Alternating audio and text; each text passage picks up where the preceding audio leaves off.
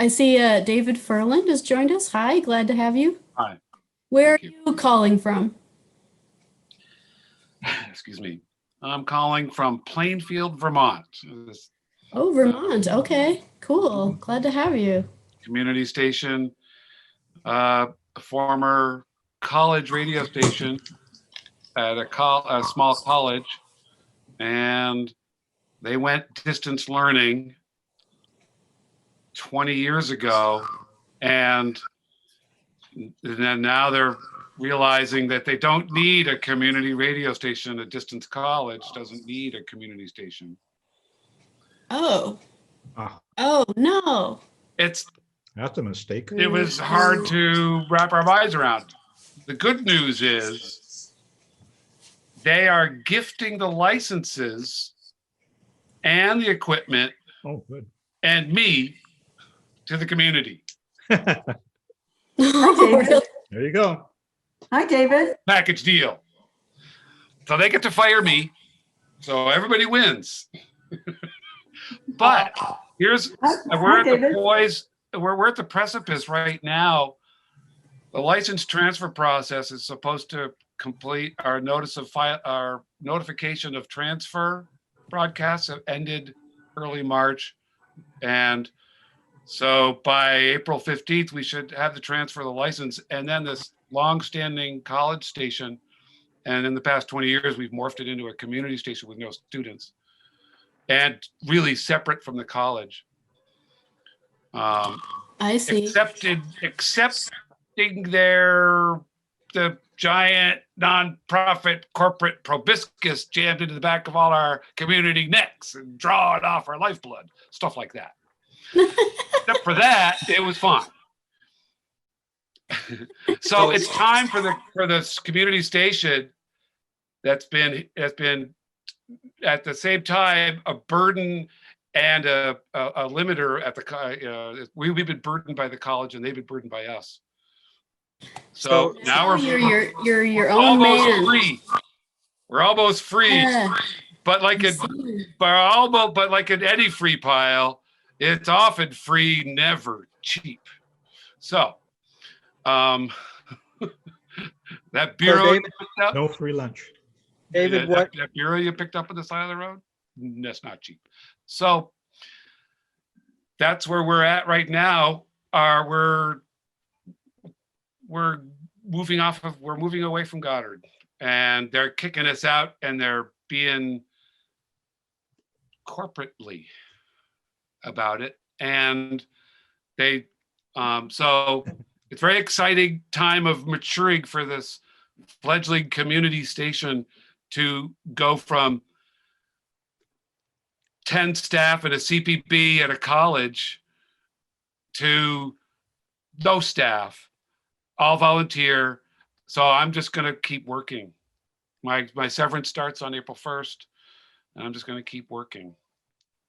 David, what's the entity that the license and the equipment and other resources is being transferred to? Do you have now a community nonprofit? Yes. Instead of Goddard College Community Radio, we're going to become Central Vermont Community Radio. And so we're going to keep the call letters for now. As soon as the transfer, is complete, and it's sort of 2/3 complete right now. And so here we are. I did have a question to the group. I noticed it was an open thing. Yeah, good call. I think since we have a smaller group today, we can give everyone a couple minutes if they want to just say where they're at, and then we'll get into if you want to pose your question, we'll do that too. And I know Ursula has something she wants to talk about. So and anyone else who wants to bring up something too. So let's do that. Let's go from there, from David, and just pass the torch around a little bit and see what everyone's up to. I'm going to go to Joseph since he's next to me in my lineup. Who is I don't know.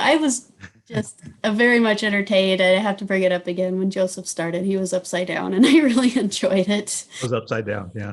So, You missed okay, it. take it away, Joseph. It was fun. Yeah. What a way to start a day. Anyway, I'm calling from Hoopa, California, so I'm on the West Coast. That's the other side. And it's a nice day here. Getting closer to spring, or is it spring? I don't know. No, we haven't moved the clock, so probably not spring yet.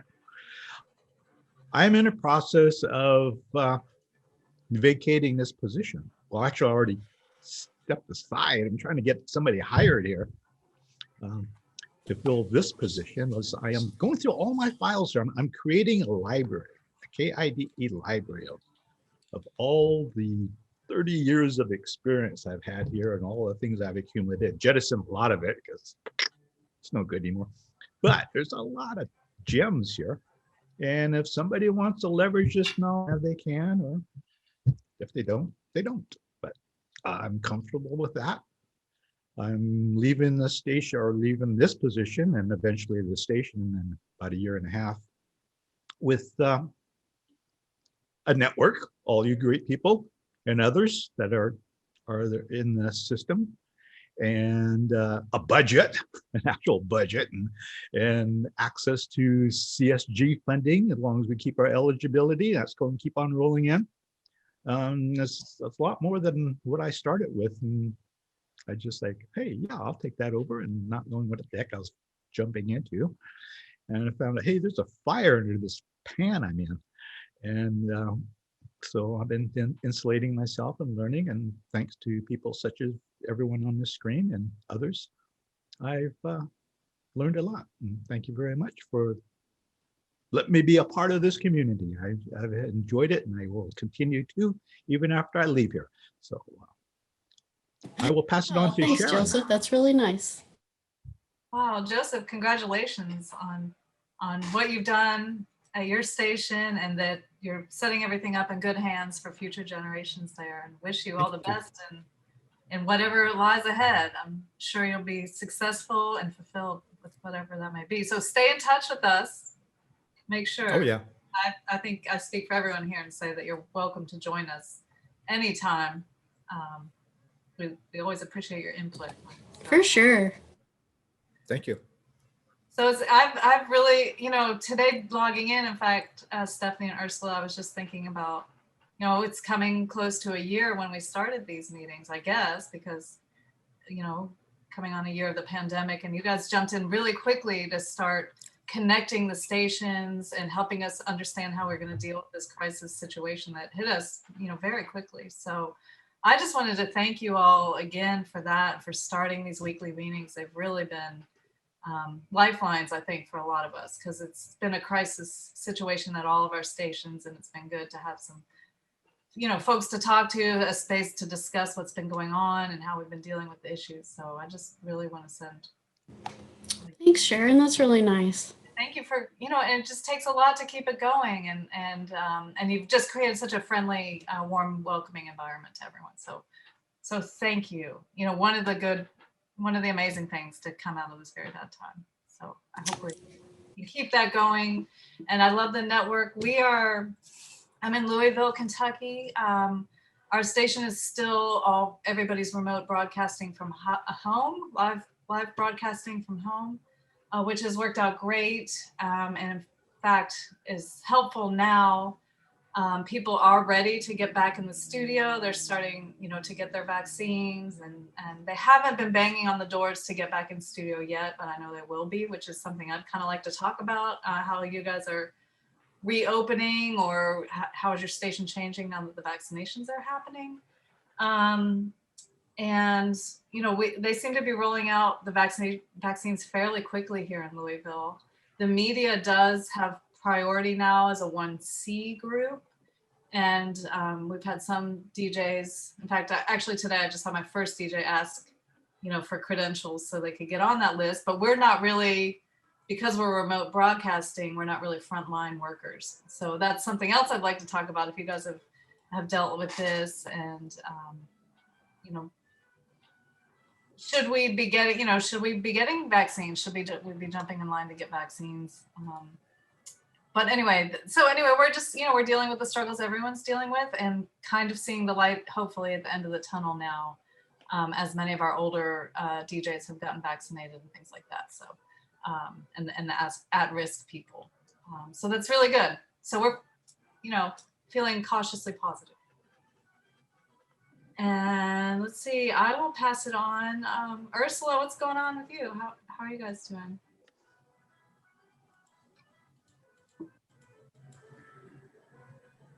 Am I unmuted? We can hear you. Okay, sorry, I thought I was muted.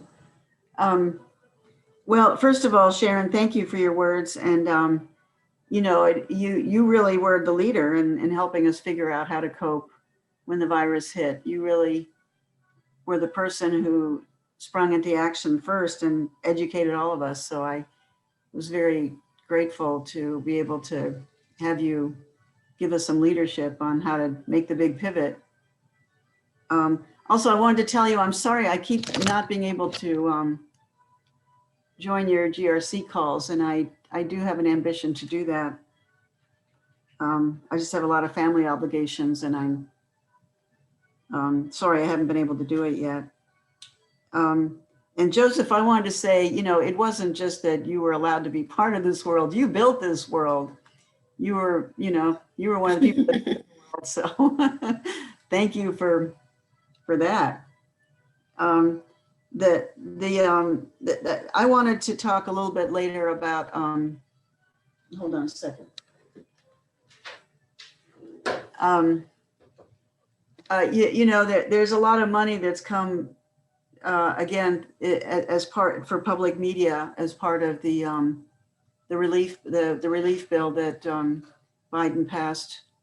And as I understand it, it was hard won, but it is going to CPB. As far as I've been able to find out, it's being funneled to CPB. And so I really want to make an effort to try to make the case that stations should be getting access to this money, other than the last time this happened last year, only CSG qualified stations got relief packages. So maybe WGRD got some, but most of us do not qualify for CSG. And it was pretty torturous to watch us being passed by. So I really would like this time to make a case to the CPB that they can't keep doing this, and that they should at least create some, if not give us some of that money, create some sort of, well, anyway, I just think we should be entitled to some of the money. And so I would like to make the case. Now, I'll be honest, I probably don't think, you never know, but I don't think that it's going to be possible, but it is an opportunity to lay the groundwork for pressure that can continue to be applied, because I really disagree with the way the CPB is doing this. And I know this is like written in stone, but maybe not. So I spoke today with the National Federation of Community Broadcasters and asked whether they would cooperate, that if I could get some testimonials and some folks in the network, whether they would cooperate in putting on pressure on CPB, because they have CPB's ear more than anybody. And they said they would. So this is something I want to talk about with you guys later. I also invited somebody to come on named James Lockridge. I don't know, David, if you know James, he's from Vermont. And he's been organizing in Vermont to get money for small stations, public money. So I thought, he said he would join us in maybe about half an hour and just give a short presentation explaining what they've done in Vermont, just to show what, can be done. And so this is something I'd like to talk with you guys afterwards, whether there is, any interest in putting together some sort of package of testimonials to start leaning on the CPB to do the right thing. Paul, Sounds good. Say something? Yeah, let's go. Oh, no, you're answering my question as you went forward. I was just wondering, what sort of organized form we can make that pressure happen in. Yeah, well, unfortunately, Pacifica is not in a position to put pressure on CPB because they can't stand our guts and refuse to give us anything. But the NFCB does. And I had a long talk today with Ernesto, and he said he'll work with us. So, and I don't think you have to be an NFCB member in that case. I think the point is just that there's a lot of small stations that, you know, deserve money and just need to be put into the formula. So. Yeah, well, I know KKRN just to the north of us, which is a small station, who is a member. I'll pass that on to Bobby, so she can make sure that Ernesto also hears from them. We're a CSG recipient, and we're kind of struggling with that, with our obligation to that right now. But I don't see any reason why our station couldn't join in whatever organized efforts there are to spread the money around. Fantastic. Okay, thank you. So I'd like to revisit this again, and at some point, this guy Jim Lockridge is going to join us to say what they've done. But I'm going to toss it real quick now well, I'll toss it to you, Paul. Okay. Yeah. Hi, I'm Paul. I'm from Chico, also West Coast, not too far from Joseph. Little snow between us these days. It's down to about 1,000 feet, which is a little unusual for middle of March, but it's very welcome. So KZFR is a full power station that's been around for, will be 30 years in June. And I'm on the board. I was on the board for 6 years back in 1998, starting then. But we're going through some changes right now. We'll have a new general manager probably in late August. And I'm trying to ignore the video of Cynthia here right now, like everybody else is. But anyway, the other big thing happening with us is we're struggling with the CPB's designation of our market, because we had a couple of really profound fires here, and they don't seem to understand that some of the communities in their urban area were burned to the ground, and that's part of our footprint. And so the amount of money that we are having to come up with is kind of put us in jeopardy with our CPB grant right now. So we're working through that. But these are just rough patches that we'll find our way through. And I want to second what Sharon said about how great it's been to be able to have this forum. Like all the stations, we had to pivot because of COVID. I'll say what our experience with it is that at this point, we haven't changed anything since March of last year, when we requested all of the programmers to do basic personal protective equipment measures, and to limit their physical presence in the station to only themselves, which put all our live music broadcasts out the window completely. And some programmers have also chosen to broadcast remotely, because even with the PPE in the station, they just don't feel comfortable coming in. And as of a week ago, when we had this conversation, I think we will continue that at least for 6 months till we have a better sense for how safe it can be once we get our vaccination rates in these counties up. Right now, they're still pretty low. As a medical person, I'd like to see the true 80% before I really believe that the vaccine has made things significantly safer. But it will change things to have a vaccinated population as far as our stations are concerned. So hopefully, if we can get media people to include radio people, to be able to get them in closer to the top of that queue, then it would make it possible for us to do more normal stuff at our stations. Thanks, Paul. And let's see. Yeah, I'd like to hear from, let me know if I said it wrong, Afia. Wangaza from WMXP, our new person.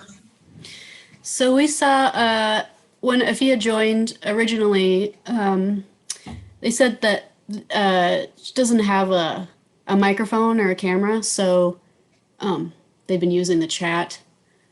Okay. So if Afia, if you want to add anything more in the chat, go ahead. And then we also have a phone number, 19513187410. If you're welcome to say hello too, if you want to. Hi, this is Louis Vandenberg from KUCR and University of California, Riverside. I'm calling you from the 405 freeway in Los Angeles and just saying hi and monitoring the discussion. Good to have you, Louis. Thanks for joining us. And Afia wrote, I am Afia Nwangaza, founder / general manager of WMXP LP Greenville, South Carolina. Lost our community center and thus our studios. We are currently in the process of trying to relocate and reconfigure programming.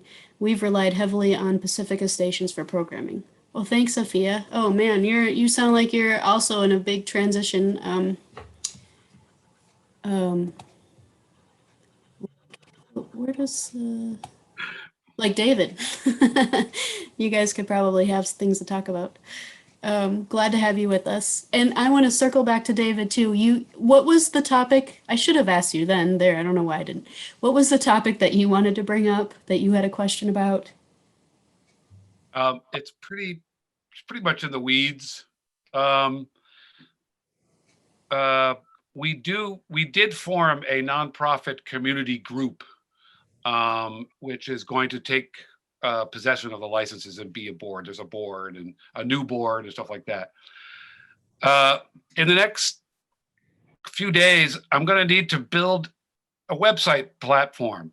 We're looking at one of those all-inclusive jobs. Anybody know any plug and play, any recommendations on these nonprofit style web areas, merch, intranet, type in the stuff and put pictures in and they take a cut.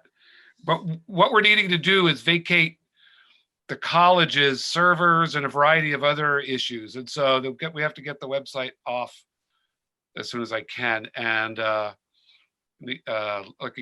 I did a bunch of searching and got sort of mired in it. So any recommendations on something that works good? David, would you put your address in the chat? I'll check with my office manager who did some of our development to see the things that he discovered while he was in that process. Yep. Thank you very much. I absolutely will. Plug and play, merch, streams, the basic, absolute basic stuff. So donor database. Thank you.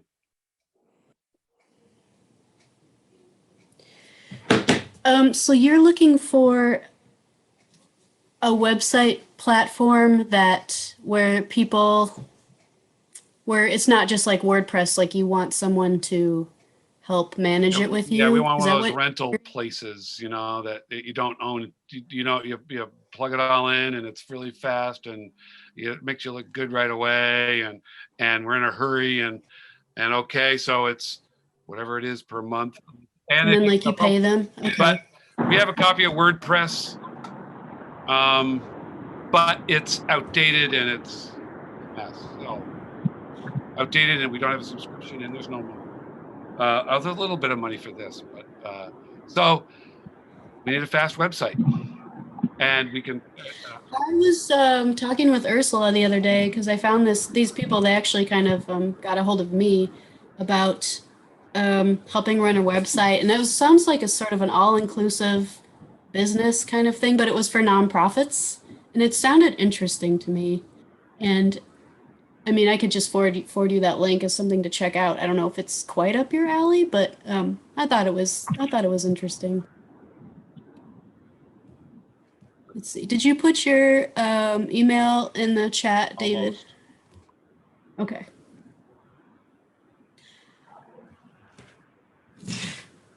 Does anyone else have any thoughts on websites for David?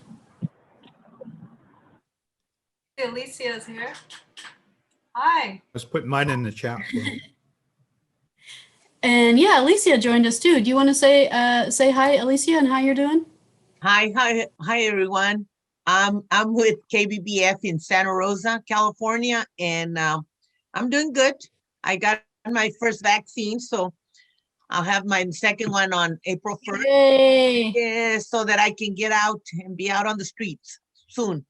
That's great. And yeah, I just had a Zoom meeting before this, and it's like, everybody freezing here and there, you get little, it reminds me of when I had young kids, and it took a week for my husband and I to finish a conversation because, it was broken up in pieces. That's how it feels right now. So I'm looking forward to being present. Well, it's good to have you. I'm doing good. Thank you. And I see that James, is it Lockridge?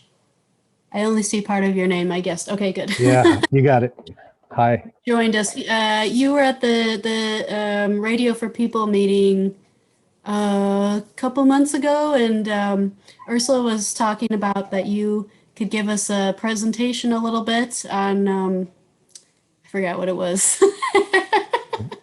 What was it, Ursula? Well, James has been organizing in Vermont for getting Yes, that's support right. for smaller CPB money stations. and And yes, that's right. now That's right. they were working with the Broadcasters Association in Vermont, right, James? Yes. So it's one model, but I just thought it could be inspiring to hear what they've done, and just kind of, I don't know, as one model about how to go about thinking about this.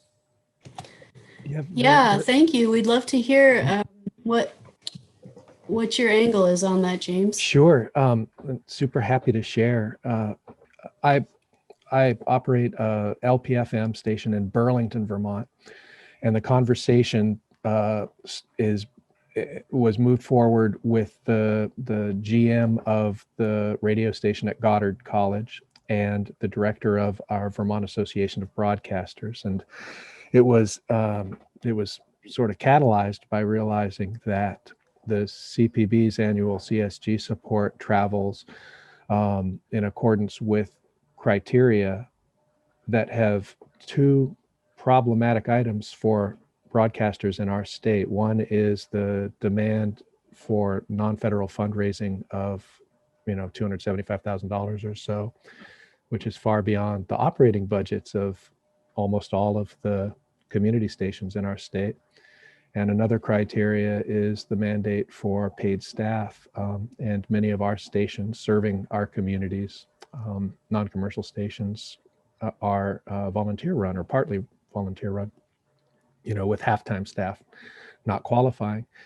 And what we chose to have as a perspective was that the majority of the CPB criteria for CSG funding qualification were worthy criteria for all of the stations in Vermont to aspire to. But we also understood that it wasn't likely that the CPB would alter its criteria, in part because as a bureaucracy, those criteria exist to protect it from criticism by Congress. And also because of I think it's a 5-year term for considering anything, it would be such an onerous process, such a lengthy process, it just wouldn't happen that they would adjust to serve stations of the scale that we have in Vermont. In Vermont, we have one station that receives CSG support that qualifies for it. We have a dozen community stations that have reviewed and been a part of, the proposal that we came up with. And the proposal we came up with was at the invitation of our Senator Leahy's staff. And what we, put forward was a request for there to be funding that travels not through the CPB, that would fund a pilot program um, that would serve small community stations with operating support annually of roughly 20K. That was what everybody decided was comfortable to ask for. And also have components where the stations in a state would work together on projects like news sharing or digital distribution of content. And there would be an effort to provide the professional development workshops, presentations, what have you, that would help our smaller stations start to achieve meeting the CPB criteria other than the non-federal funding and paid staff mandates. And we proposed that this funding would travel to our, well, Vermont being the example, our state's Association of Broadcasters, which is working with both commercial and non-commercial stations very effectively. We have leadership we're comfortable with and is participating in this conversation. And the chief executive of our largest state public broadcaster that does qualify for and receive CSG funding is also a part of this conversation and supporting it from within. And our senator's office is moving forward as, to seek to create a fund through the Labor, Health, and Human Services channel in the fiscal year 22 budget that would support a pilot project that would be competitive. In other words, you know, our coalition in Vermont would just be one of whoever applies for this to try to serve these tiny community broadcasters across the country. And, you know, the thing that kicked this whole conversation into motion was when the CARES Act supports for public broadcasters traveled through the CPB per these same criteria, meaning a single community radio station, and then our entire state, you know, had the potential to be supported by it. So, you know, the CPB criteria to us isn't reasonable, but the intentions of most of the criteria are valuable to us as, you know, guides to achieve better governance, et cetera.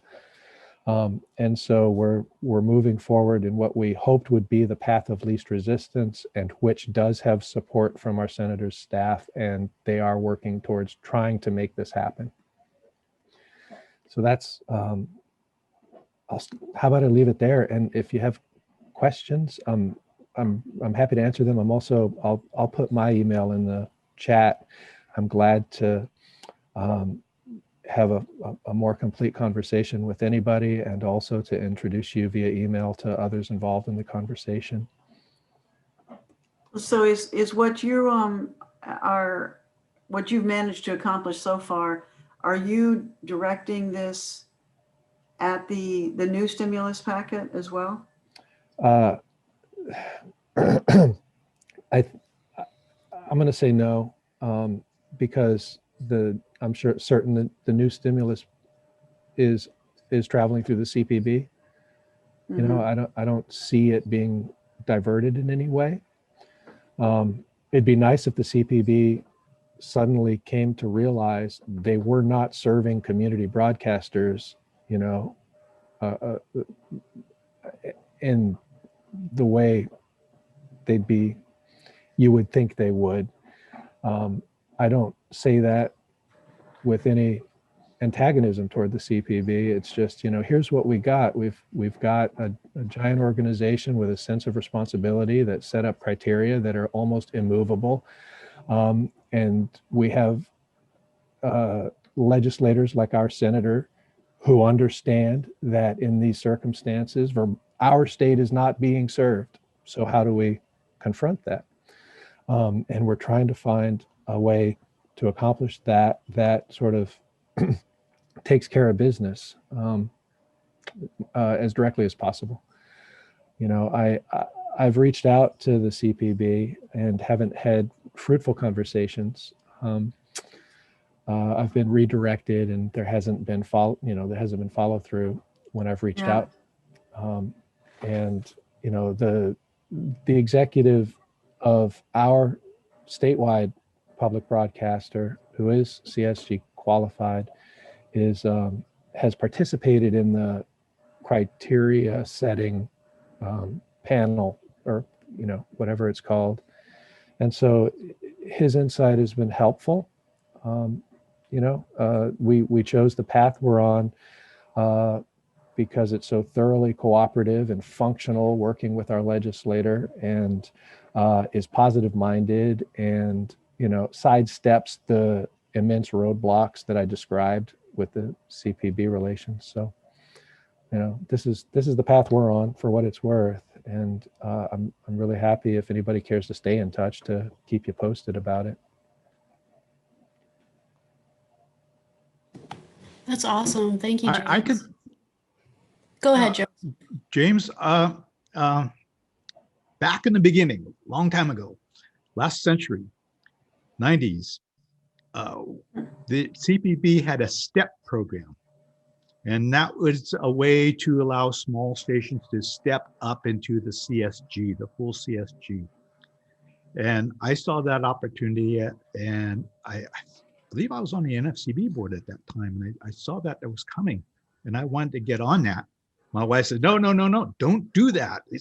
We can't afford that. It's going to cost us more than what we're going to get. And absolutely, she was right. But I wanted a seat at the table. In order to have that seat at the table, I knew that there was some huge funding coming into CPB, and I wanted to make sure small stations had some representation, especially native stations had representation at that table.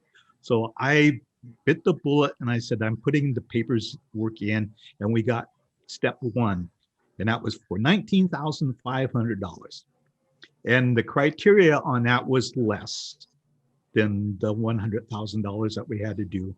And I knew that those qualifications, we weren't going to be able to meet all of them, but we still had to do the 18 hours a day, 7 days a week, 365 days a year. And that's what my wife was really, really afraid that we couldn't do. And it was a strain, a major strain on everybody, but we pulled it off. Thank goodness. So that's a brief bit of history.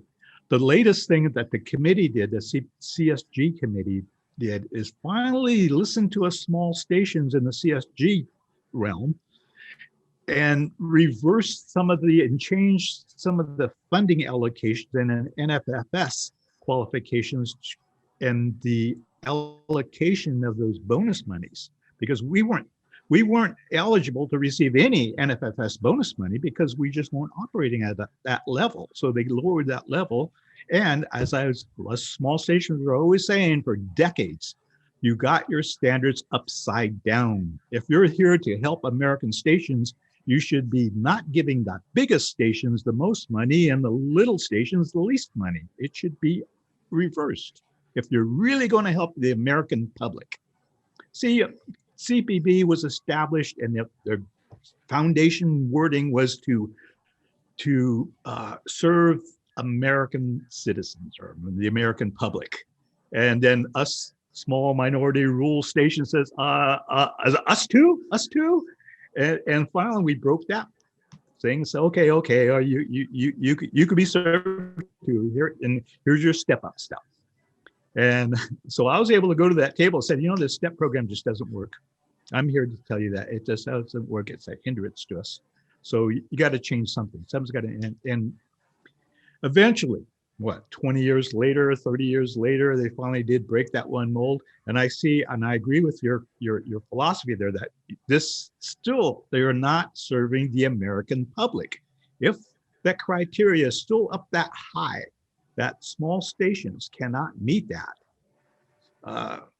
Maybe it's a small economy, small populations, they're still serving, it's a quality of life issue. It's not a statistical issue, it's a quality of life issue. Expand that argument to the quality of life of the US citizens. and the American public, whether or not we think we're citizens. But that's my story.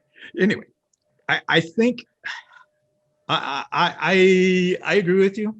And I also think that what they're talking about with this new round of money that's coming out, maybe another approach would be all of us CSG stations.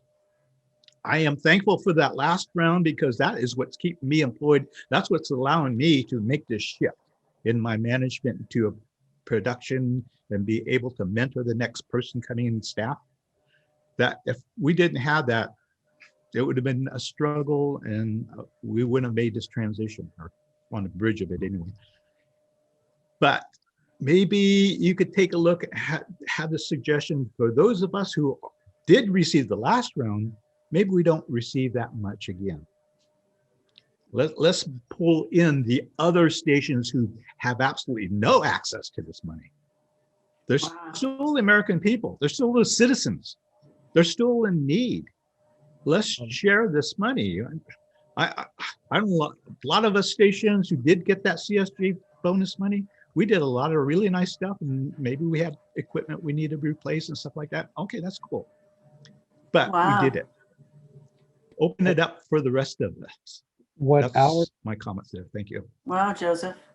What our senator's office understands is, as they seek to find funds to support these small stations that are completely, beyond marginalized from the CPB, they intend to do that holding up the language of the original Public Broadcasting Act, and say, this is the mission. And so this funding is a tool to accomplish the mission. They recognize that.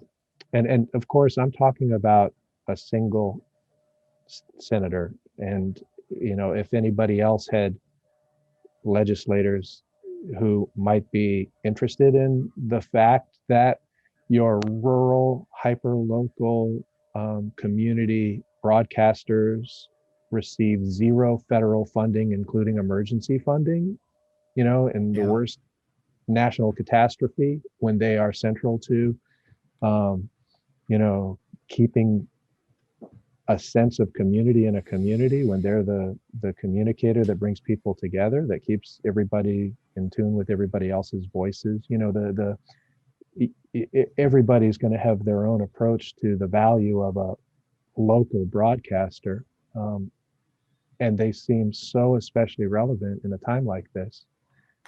Our station has done a broad number of programs meant to address the COVID situation. One of them, which is what I'm mentioning this, was to invite the artists of our community and our community itself to provide messages of optimism and hope that we air through automation, and it's a gesture, but without our station, that's not happening. So it's a contribution that I think is just symbolic of what small stations can accomplish and are meaningful for. And I think that should matter.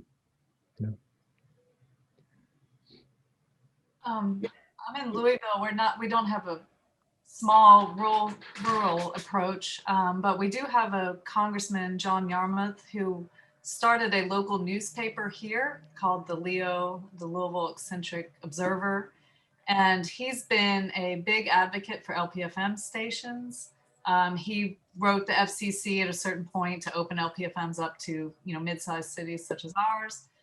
He would be a great person to get on board with this if we're, I don't know if there's a national strategy that we're working with, or if I should just sort of approach him, from our perspective. What would you recommend, James? Well, anybody,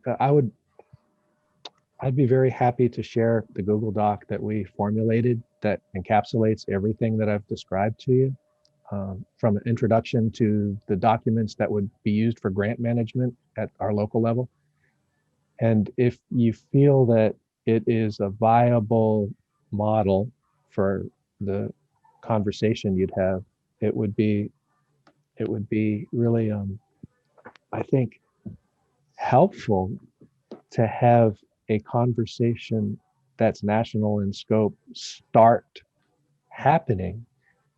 And if, if I were to share our Senator Leahy's staff contact with you, and you were to say, hey, I'm talking in our state about this, it's important to us too, I think that kind of energy could be productive. I'm guessing, but I think so. Great, yes. Well, I'd love to see those. Yeah, my feeling is that both could happen simultaneously, locally in your state, but also I think, I think I think a national voice can also be put together at, a collection. It was interesting. We tried to apply here for a PPP grant because we did get a PPP grant last, whenever that was, when the last stimulus package, it seems like it was years ago, but I guess it was kind of last year at some point, right? And that saved us from going under, the PPP grant.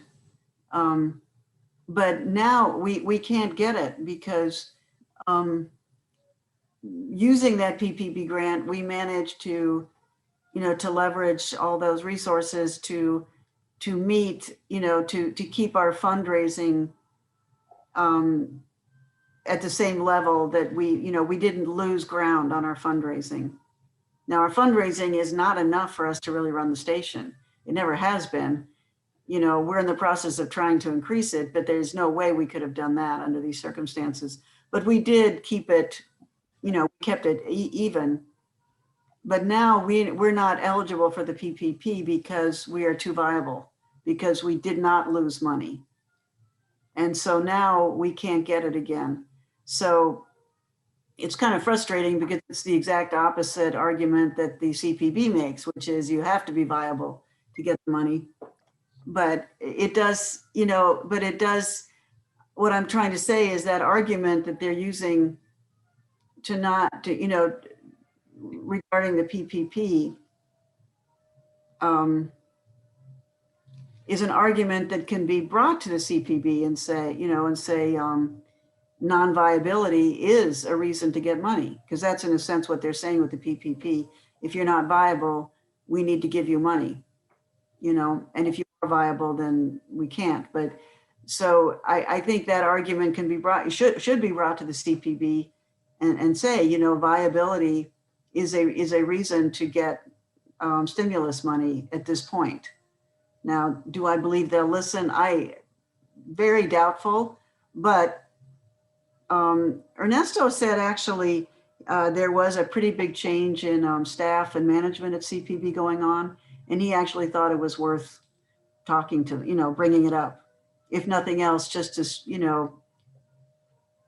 to not bring it up is in a way, abdicating a certain entitlement that we have, and going along with something that I don't agree with at this point. Joseph, you kind of took my breath away. I mean, if there was any chance of that kind of, gesture that could be made by the large CSG stations, that would be absolutely amazing. I don't know if, I don't know what the possibility of that really is, but I love the vision, and, never hurts to ask, right? I mean, we could try to appeal to the large stations' consciences and say, think of your neighbors. I don't know. It's pretty dicey, but I don't know. I feel pretty strongly about this. I feel like we should speak up, and I'm certainly would work with, with others to do this, but I kind of need, I want to get a reading on what the feeling is, like whether this is, the rest of you just kind of intuitively feel this is worth putting energy into, or whether this is, I don't know, too unclear. I appreciate, your presentation, James, because it, you kind of have to try and think about how you could actually make something like this happen. But I have have a couple of questions and a couple of comments. And that is that what Joseph said to makes so much sense to me as a point of pressure, which is that the funding mechanisms for this really from the very beginning have been backwards. It should be bottom up instead of top down. And it's a time, I think, for us really to be making that argument again with the specifics of the situations that we have now. And I see that as a commonality with the CSG stations. We're not a big station, but we are a CSG station. This year is the first year in our 30 years that we have been in the red. And our CPB grants have made a huge difference to us over the last 5 to 6 years in terms of being able to not be there. And we've also been able to put aside a good sized savings to be able to break into when we have the kind of year that we had because of COVID. But I think getting stations like ourselves that are CSG stations on the same page with this in terms of what Joseph was saying is a strategy. And my question related to that would be, difference do you think it's made that you have a supportive senator? And do you actually have a staff person in Senator Leahy's office that's actively tuning into this? Actively pursuing an appropriation in support of the proposal, yes. Because part of that, if we were to make this a larger campaign, the very first thing that I think of is making the request of our senators out here in California, and have them link with the efforts that Senator Leahy is doing, because if that puts any additional pressure on CPB, especially if they're going through a staff transition that may be a aggressive one than what we've had in the past, and I don't know that that's true, then I think this would be an opportune time for us to organize that way. Where's John McCain when we need him? My email is in the chat, and I hope everybody will grab that. And it's, it would be a dream come true to have senators calling Senator Leahy's and saying, "Can I co-sponsor this?" It's.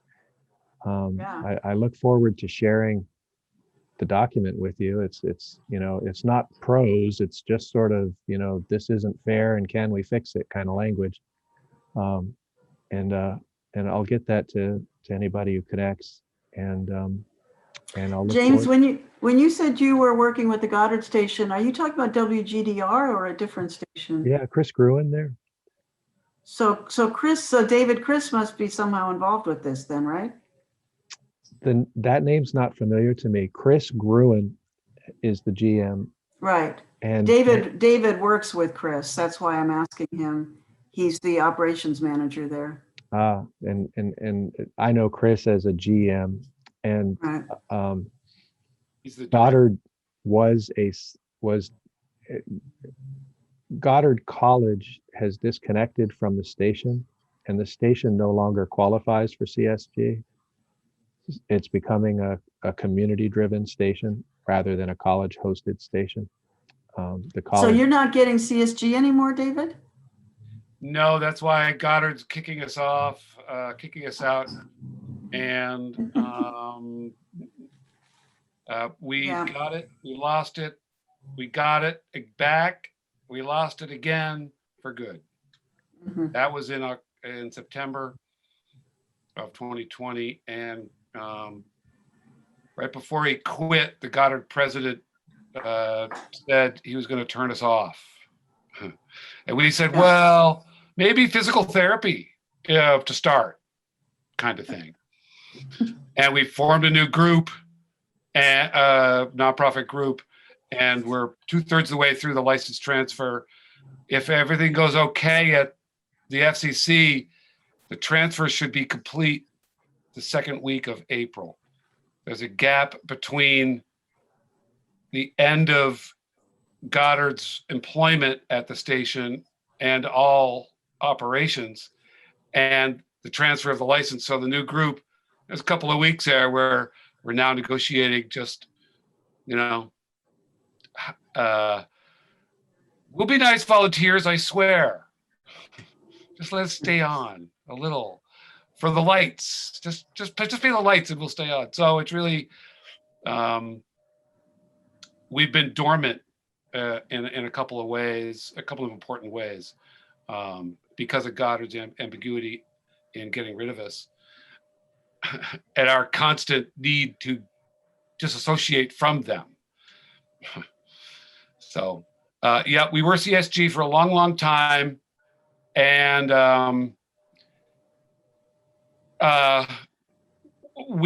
for over 10 years, and we failed to use it as development. We should have used it as development, not as just straight survival. Because we were at a college, it was a bit of a pretend. So now the pretend is over. So some of the CSG is, in my opinion, are wasted money, particularly, well, in our case it was because of Goddard's inability to make a choice about what the purpose was. So it became more of a rental. And we weren't allowed to become a community radio station in some important ways. Now, because we have the opportunity, we do have that we can become a community radio station. And so there will be no employees starting at WGDR starting April 1st. The first time. So it's pretty exciting times. And Kris is the director, James, at the radio station. I am the operations manager, program director, and have been there a long, long time. And so we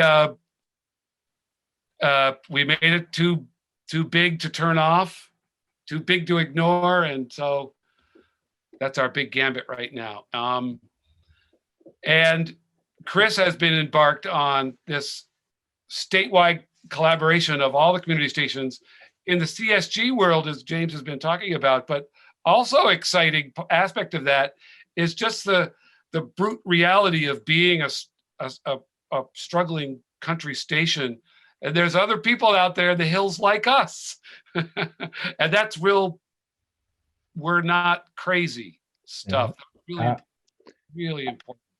Our state association of broadcasters has been very warmly embracing of the needs of our tiny non-commercial Vermont radio stations. They have been supportive in every way you could hope for them to be, and we feel lucky. And of course that makes us think, well, if all the states have an association of broadcasters, we'll assume they're this good and they could manage this funding should it materialize. And we're told they aren't all that good, and there may be a variety that support strictly commercial interests. And it's not like we have all the answers. We just we're doing what we can with what we've got.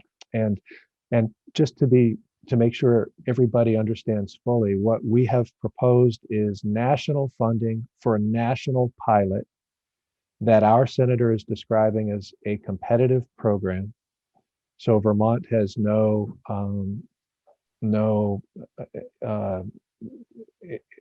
priority in the ultimate distribution of funding if it should materialize. But we will be following through with our values and making the statement about how fairly rural stations like ours are currently treated. So what exactly is the competitive program for? What would be the project? Well, as it exists now, because we're only looking at ourselves as a basis for a model, we're saying for our rural community radio stations, $20K a piece towards operational support, with that, that total sum of whatever it is being managed through a local grant program addressing a state's local needs by a state's local Association of Broadcasters. So the CPB is not involved. It is not making decisions from afar about the specific needs for funding that tiny rural stations here would have. So the $20,000 is for what exactly? Operational support that can fall into a number of categories. And so it's like stimulus money for a station's operations?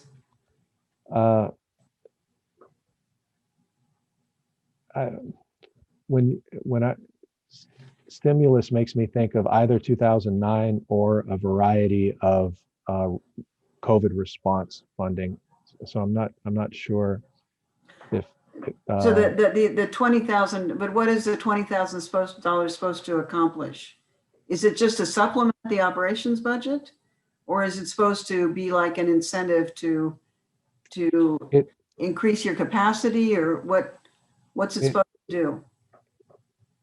I'm looking for the criteria here in our document, which is on a second monitor in front of me.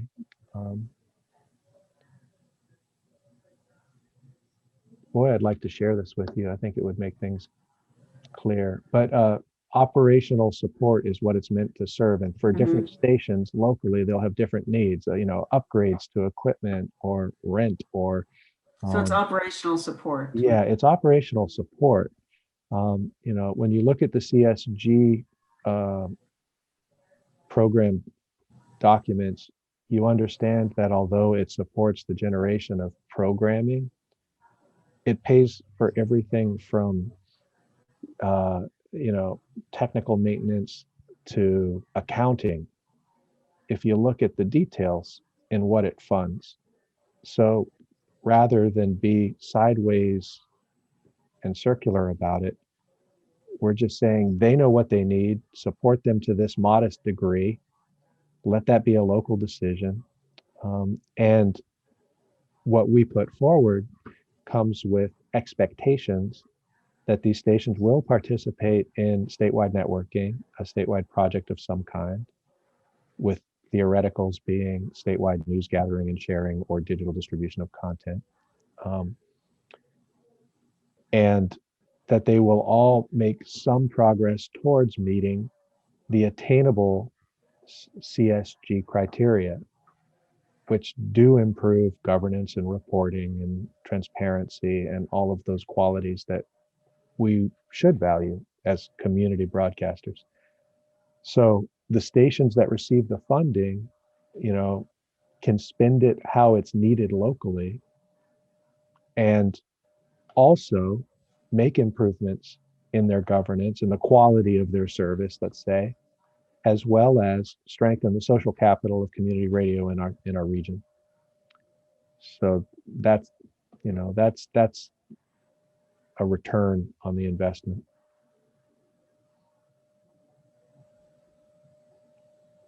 And we don't talk about it in terms of investment in the language of the proposal, but like I said, is KBBF a CSG station? No, we're not. We lost our funding in I think it was 2006 or 2003. I'm not sure. I came on 4 years later after that happened, and it was due to what is it called? Apparently, what it was that at that time the board or whoever they weren't keeping a correct mismanagement, not so much of money. Well, mismanagement of money indirectly, but they just didn't keep records. It was just one of those. They didn't pass the audit, right? Yes, yeah. Exactly. It was just one of those things that they didn't. And so we lost it. And when I came on in 2010, we approached the CPB to try to see if we could, and they said, nope, don't even talk to us now, about it. So, yeah. and now 10 years later, my board is trying to think that we've proven in this 10 years that we've been able to carry on and done so much better and everything else without you. I mean, even with volunteers and everybody, but we've we're doing good in that sense of keeping records and everything else that, you know, we also had the FCC once come by and, you know, checked, and they were impressed with the way we were keeping our records and everything else and all that. But so my board is thinking of trying to, you know, trying to apply again to see for us to apply, but it just seems too overwhelming for me, you know, just the thought that, you know, you have to have like a lot of money in order to get more money. And it's like, I don't think we can even fulfill that requirement. I think now I haven't. Yeah, it's 300,000. Yeah, 300. We Yeah. Depending on the market. Yes. And And with that, what do you mean? Where you are, that's probably 100,000. the market size. yeah. Well, is it minority owned? Are you minority owned? We are Then it's 100,000. 100,000. Then it's 100,000, not 300,000. How do you find out what your market didn't rate change is? for us. Paul, It's how who do you find out? are owned by, Well, not the market I don't rate. know how anyone would do that. I know that when we've had our communications with the CPB, what they've sent to us has been based on your area market, which is a certain size of market. And I'm not sure where they get that data, but I'll do a little homework and find out. Yeah, I'd love that, because I tried really hard last time because I heard they were, you know, giving leniency to rural stations. And I fought and fought and fought. And finally, Sally Kane at NFCB just said, you have to have $300,000 or you can't even, you're not even like, it's not even an issue. Yeah, and even though our population in 5 counties is 280,000 people, we are considered urban where we are in Chico, not rural. The majority of our communities in our listening area are rural communities, but they consider us an urban market. Yeah. Yeah. And, you know, with us, we have a big reach, you know, I mean, I would say over 10 counties. And so the point is that just that 300,000, and I didn't even know 100,000, that's still possible, you know, but Yeah.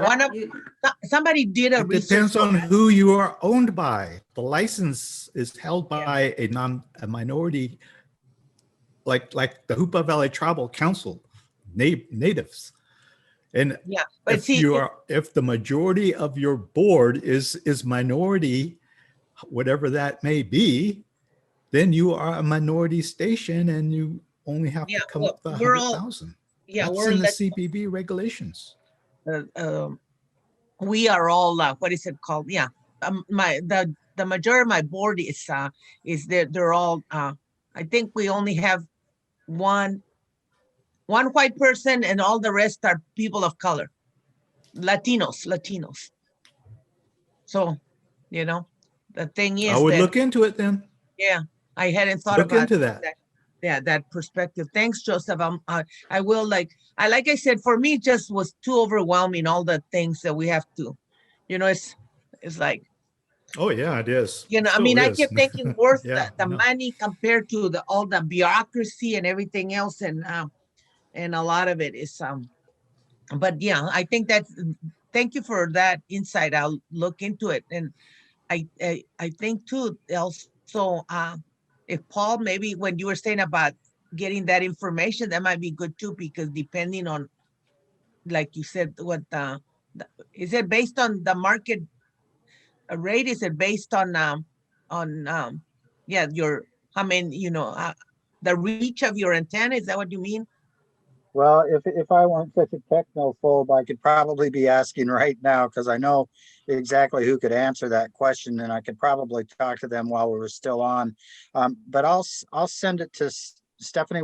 Can I prevail on you? I'll send, when I find out, I'll send it to Stephanie to send it out. Yeah, that'd be great, Paul. I tried really hard to get that information. I could not get anything out of anybody, so I would love that. I'll at least tell you what our experience has been. I'm not sure I'll have the full story. And So- James, if you could send me it sounds like you have some documents too that you can share. If you want to share those with me, I can put these all together with the video upload for whoever wants to look at them. That sounds good. I'll send a Are PDF. you comfortable with that, James? That's a public document. I am. It's, this was what we proposed to our senator's office, and the senator's office said it's a good idea and is trying to make it happen. So at this point, it is what it is, It's, Okay. and Good question. Stephanie, So, I'll put my Joseph, email in there. would you literally articulate with what you articulated in this call and really work with me to make a case for that? Do you really think that that's a possibility? I am so happy to, No, thank you, but I was asking Joseph because he kind of got it.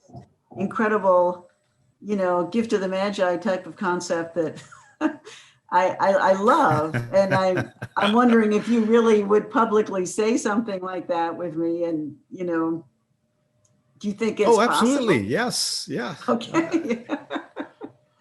Whatever you want, I'll muster up something.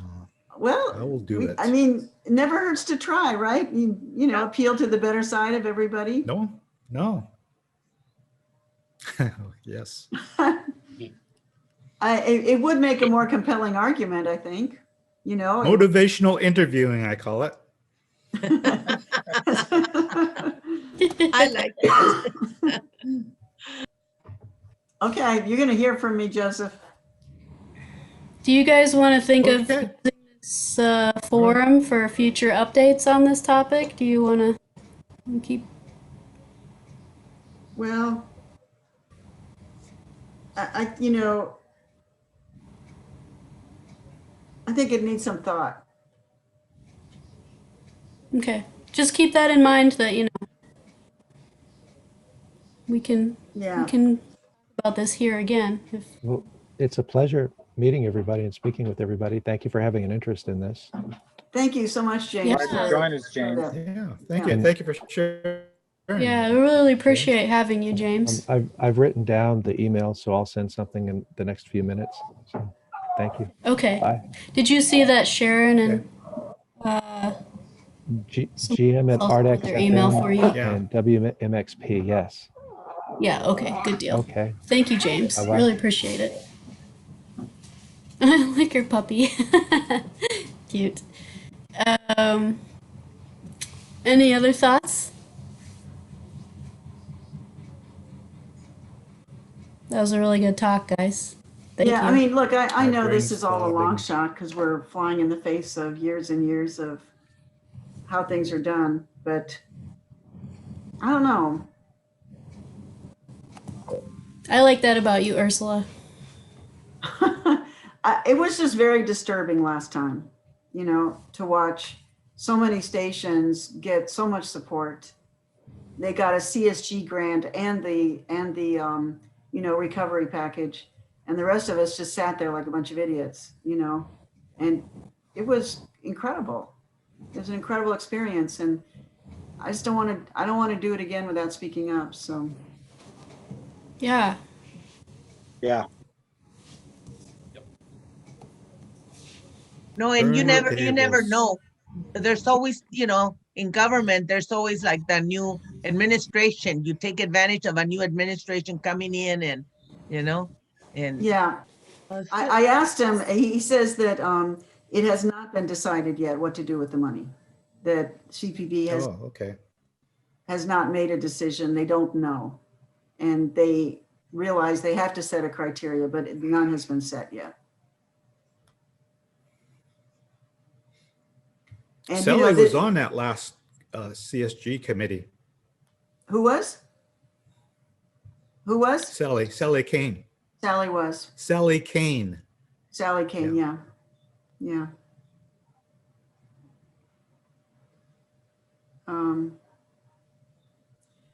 I just think unusual times call for,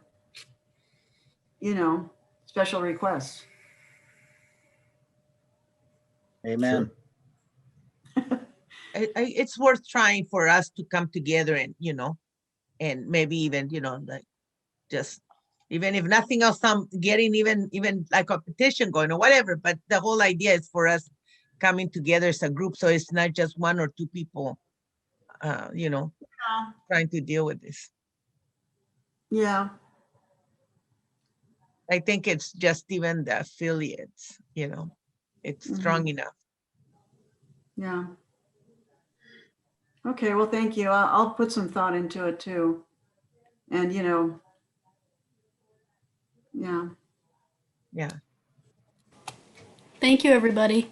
Well, thank you so much. See you next week, I think, maybe. Okay. Yeah, I think I was Thank thinking I you. would check in with Sharon, and she wanted to talk about reopening with COVID and there was another COVID issue, I think, and maybe I'll see if she wants to. We'll do that next week. So yeah, thank you much. Thank you so much, guys. Always appreciate you guys. Oh no, I love this group. Take care, all of you. Bye, Take all. care. Take care. Bye-bye. Bye-bye. Bye bye.